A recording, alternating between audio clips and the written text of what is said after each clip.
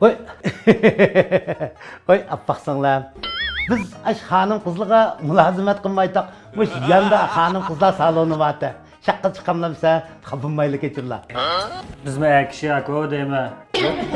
Ha, deyma. Voy, kaskim kasa o'rindiq kasa.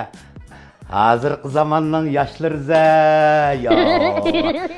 Bosibi, afkam.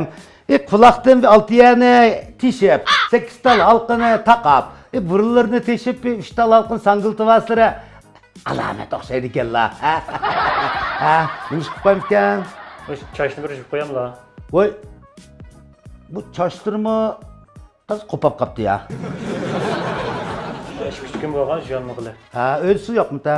Yo'qmi? Ha, unda bo'lsa chasopini tutganma.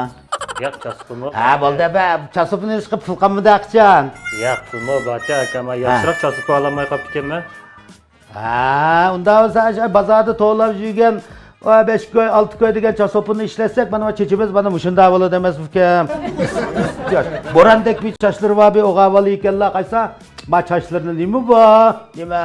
Voy isat, voy isat, voy isat. Usulda bir yaxshiroq chasibmi tavsiya qilch, yuvib qo'yamla. Ba. Bizni bo'lmamni g'afga yo'q. Qaysa?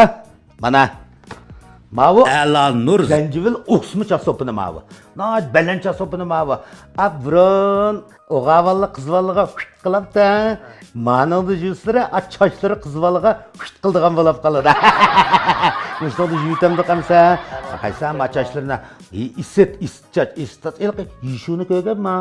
Shuningda ilqi shinyu veymin baqwa. Shunun chijidaklar shappa qopab qopdi.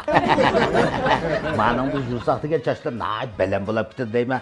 Amsi yuvitayman. Men ma'qul yuvib qo'yamla. Aqdim bir yasayman. Chashni. Albatta chashni yasaymiz kerak.